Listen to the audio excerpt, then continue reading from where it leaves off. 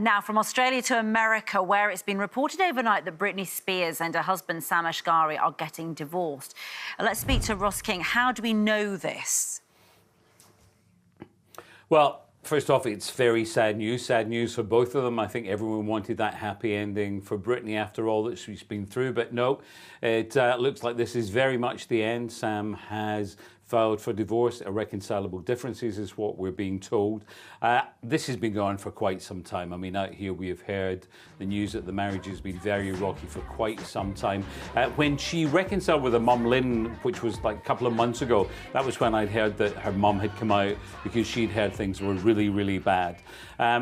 One of the stories, and now of course we go into the whole bit of everyone conjecture, speculation. There was word that, and I heard that there was what was described as a nuclear argument between Sam and Britney the other week, allegedly accusing her of cheating. We don't know if it's true at all. But as I said, that argument was very, very nuclear. Now, of course, you look back at the marriage. They've only been married for about 14 months. They were together for about 5 years before that. They dated. And then, of course, that whole conservatorship issue was over. And then it was just 7 months after that they got married. So, again, it's just, we've always been the same when we talk about Britney, you know, how she's been very fragile at times. You know, we've seen so much of that. So, again, the bottom line is, whatever the case is, it's sad, isn't it? It is. And there's something going on in social media as well, isn't there? In that he posted something a couple of weeks ago, and now she overnight has posted something reacting to it, but in a really odd way, to do with the horses. Yeah, well... Yeah, to do with the horses, yeah. And the weird thing about everything is, I mean, she's got this celebrity divorce attorney, Laura Wasser, who is very, very famous. We're now hearing stories, is Sam going to go public with what are being claimed are embarrassing stories about her? What's going to happen with the prenup? Because there definitely was a prenup in place. And even at the time when they got married and Sam would be interviewed and they'd joke about the prenup and he'd say, well, I'm just worried about keeping my pickup truck and things like that. But now...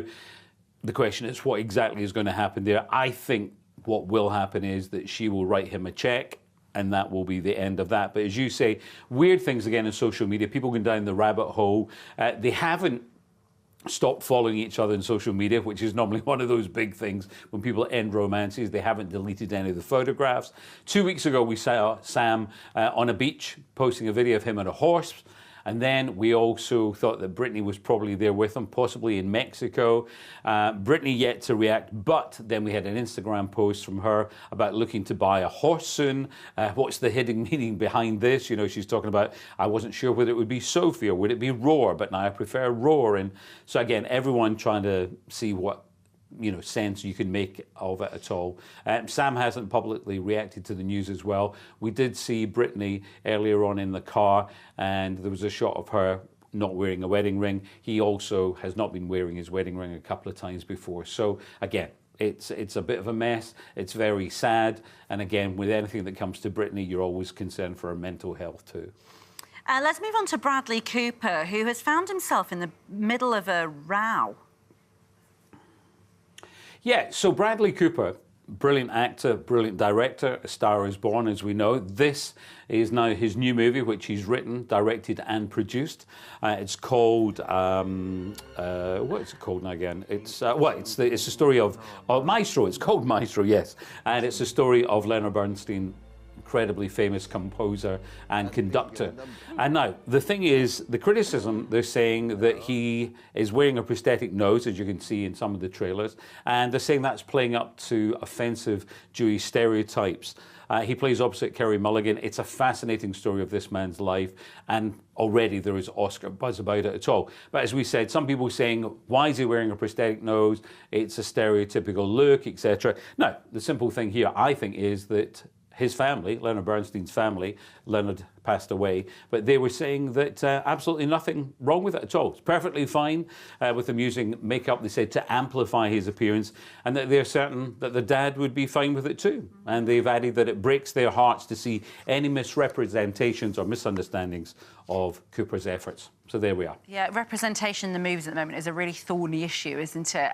Let's talk about Madonna. Of course, we were talking about her birthday yesterday, and she's been posting some pictures of how she celebrated. Oh, yeah, 65 on Wednesday. Congratulations, Her Majesty. How brilliant. No, not showing any signs at all of even thinking about retiring in a couple of years. This was all just the day after announcing the rescheduled tour dates as well. You know, she wasn't well at all, but it looks like she's bouncing back. She's looking in great form. Great pictures on TikTok. She's looking younger than ever, I have to say. Toasted her birthday with a big bash in Lisbon in Portugal, where she lived for a little bit as well.